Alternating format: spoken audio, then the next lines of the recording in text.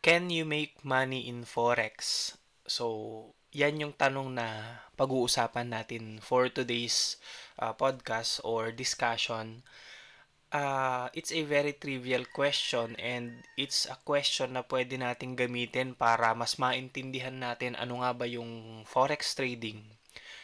Siyempre, I've shared and I've talked about Forex pero yung iba sa atin siguro wala pang deeper context with regards Forex trading. So, that's a very nice question to start with dahil yun naman talaga yung goal natin dito para ibigay yung mga sagot sa mga ganong tanong. At syempre, tignan din natin, balansehin natin kung ano nga ba dapat yung mga tamang tanong na itanong tungkol sa forex trading. So let's first discuss what is forex trading. So I am Kalmadong Trader, KM Kalukag po with today's session, December 10, 2025. Let's talk about forex trading. So, to answer, pwede ka nga bang kumita sa forex saka forex trading? Let's try to contextualize these concepts. First, let's talk about forex or technically the foreign exchange. Think of two countries and siguro let's give an example. Let's have Japan and United States. These countries have their own currencies. For Japan, we have the yen. For United States, we have the dollars. So, meron tayong dalawang currency. Now, when we discuss foreign exchange, it talks about two currencies.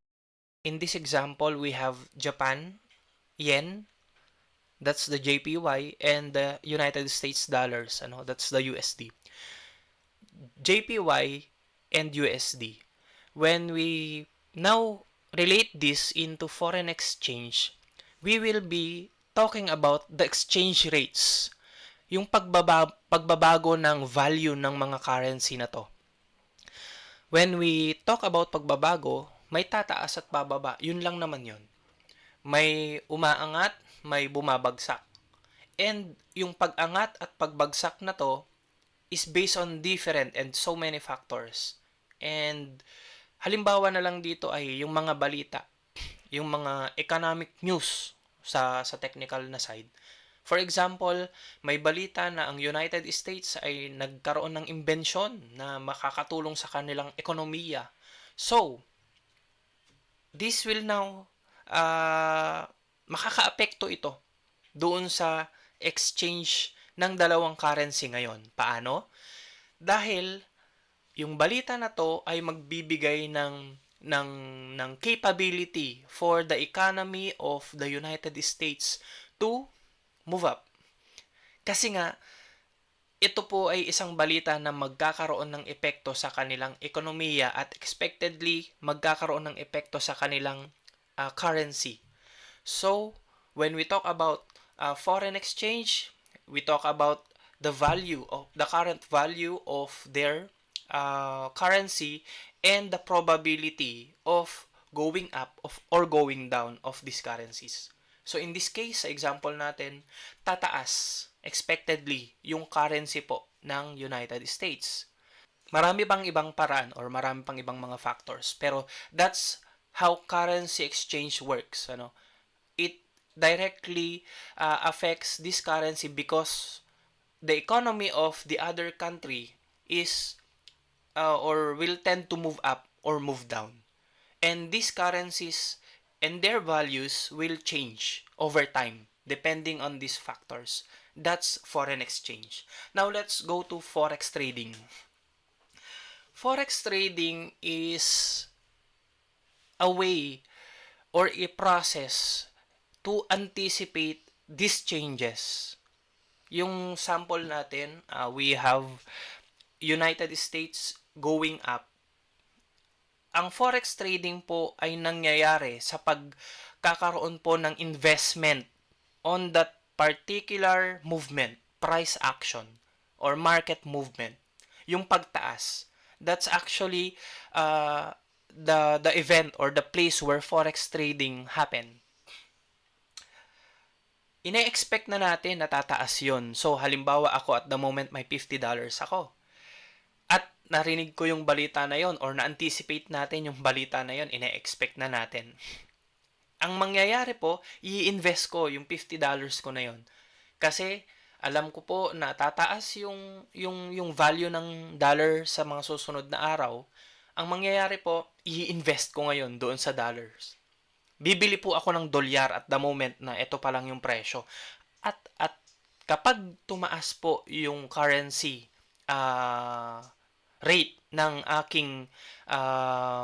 ng aking pera during that very moment, tumaas. What do you expect sa $50 na ininvest natin at this very moment na ito yung presyo, tumaas yung presyo, then tataas din.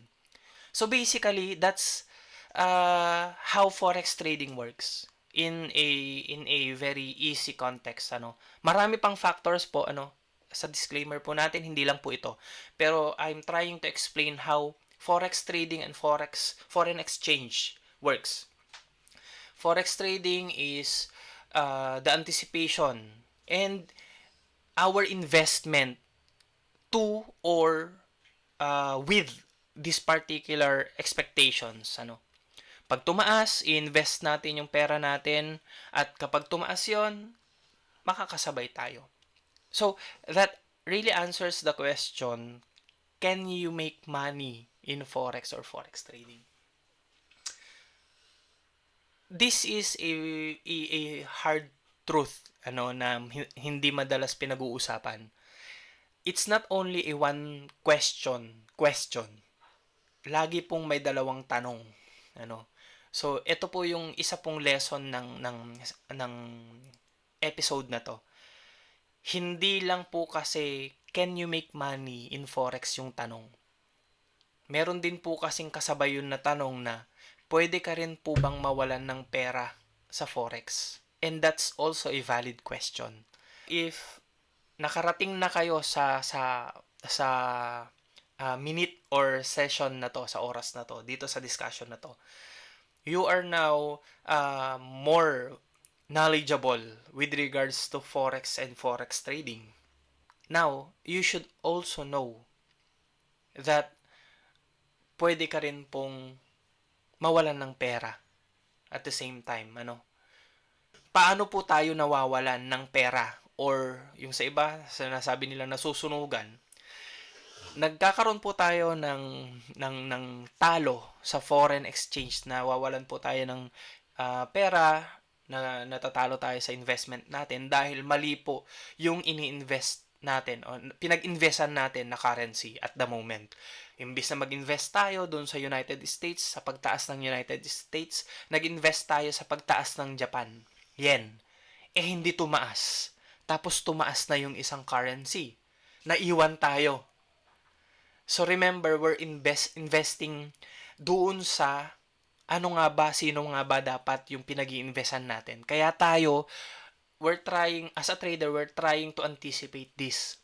We're trying to set a probability. We're trying to use probability calculations. Yun yung trabaho natin bilang isang forex trader. We will analyze sino ba ang tataas or bababa. We will expect economy to move up or down. So, if our expectation, if our probability goes against these assumptions, doon po natatalo. Doon po nagkakaproblema ang isang trader. Doon po nasusunugan. So, again, I hope that you now realize na sa foreign exchange or forex trading, doing forex trading is not a one-way question only. There's always these two questions. At may dalawang sagot, syempre. Pwede kang kumita, pwede ka rin pong matalo. Okay? Pwede rin mawala ang investment mo. That's the very reason why we need to become knowledgeable with regards how these things work. How forex or foreign exchange move. How economy change. Ano yung mga factors pag-usapan yun? Paano nga ba ina-analyze? Ano nga ba yung mga tools? Ang dami. So, let's still give the crowd kung ano nga ba yung inaantay nilang marinig. Which is this, pwede ka bang yumaman sa foreign exchange or forex trading ka ko nga? Yes po, pwede ka naman pong yumaman. Pwede ka rin po talagang maging milyonaryo sa forex trading. Totoo yon. And I just want to disrupt you on that part pa rin, kahit na ibinigay na natin yung ganong sagot. That should not be the mindset. Wag po nating uh, wag po tayong mag-stick dun sa yayaman tayo dito. That's why I'm trying to enlighten what is forex, what is foreign exchange, what is forex trading. Pero the most important lesson of this session is actually yung pagsagot or pagseset natin ng tanong with regards forex trading. The first question is, can you really make money in forex? Yes. Accept the question na pwede rin po tayong matalo sa forex. Ang susunod po na kailangan po natin maintindihan ay, syempre, alam na natin yung dalawa, di ba? May sagot din po sa tanong na papaano nga ba maiwasan? Kasi yun naman yung goal natin. We're not trying to dismiss yung both ends, pero ibigay natin yung totoo. It's not only the hype, we're not just trying to convey message, positive message or hype na maganda ang forex and so forth. Let's be real with regards to this question kasi it's not something na pwede po nating uh, kalimutan. Marami pong pagkakataon na matatalo po tayo sa forex trading. Maraming pagkakataon na mananalo tayo. Pero both of these scenarios are true. Meaning, hindi po mangyayari na puro panalo. Hindi rin po mangyayari na, at wag naman dapat na puro talo. Again, kaya nga po tayo merong mga ganitong discussion. Yung isa sa pinaka-importanting pundasyon po ng forex trading ay yung pagkakaroon ng tamang mindset. And this is the reason why you're watching this.